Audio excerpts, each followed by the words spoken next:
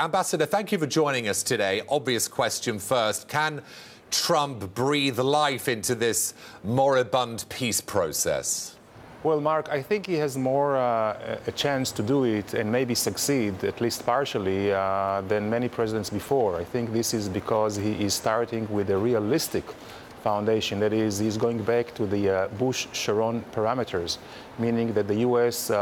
Acknowledges the big blocks of Jewish communities in the West Bank, as they did, defensible borders. And on the other hand, he has demanded from Israel, and Israel acquiesced, to curb the building of settlements, and also he is waiting about moving the embassy to Jerusalem.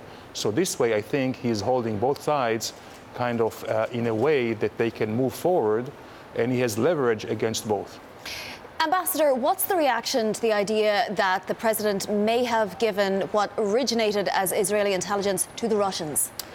Well, there was a concern among the intelligence community, but I think that and certainly there was a checking to see if there was any compromise. Near as I can tell, there was no compromising of sources or methods of operations, but certainly the whole issue of sharing intelligence will be revisited between the communities. It is very important for both Israel and the United States to continue this very close intelligence sharing, because this is saving a lot of American lives, Israeli lives, I would say many Muslims' lives as well. So there is no doubt this will continue.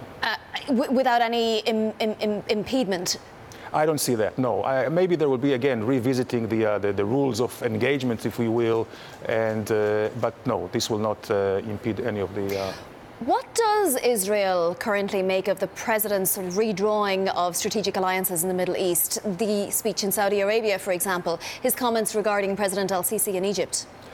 Well, we're quite impressed, I must say, although not everybody is agreeing. And there is a great concern about the fact that the Saudis are going to get a multi-billion deal of arms. And of course, this may compromise Israel's qualitative edge, but I'm sure this can be compensated.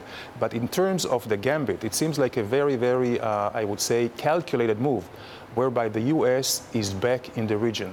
And they do it with a great alliance that they're forming with the Sunni countries in order to stop the Iranian expansion, and also in order to contain the Russian presence in the Middle East.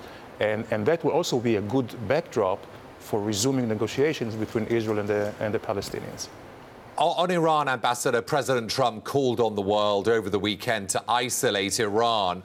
What support will that gain? Some call it hardline. What hardline support will that gain outside Israel and Gulf states? Well, there's no doubt that Iran now is the threat which is very clear to everyone in a singular way, more than any other threats in the region, more than ISIS, anything else.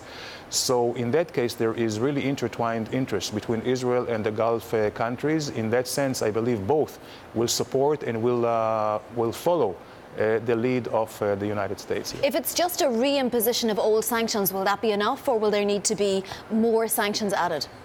Well, I believe this will a lot depend on the Iranians. I don't see that the U.S. is walking away from the deal. You know, it's because it's an international one. It's not. It's just 6 parties and more.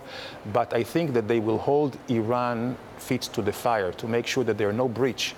And also, of course, it will have to be looked on how they're treating the ballistic missiles. If there will be more tests or more terror inspired by Iran, I think then there could be added sanctions. Certainly to the public, it seems like the U.S. president has moderated his support for Israel since becoming U.S. president. What does it seem like to the current Israeli leadership? Well, I'm sure some will be disappointed, but again, looking at it realistically, if he really wants to jumpstart any negotiations with the Palestinians, he has to take the moves that he did, and also that will be a leverage against the Palestinians. If the Palestinians will not step up to the table without demands of preconditions, then I guess he can do what he promised to do, that is moving the embassy and allowing constructions. But I think at this point he wants to see what will be the other side's response, namely Abu Mazen.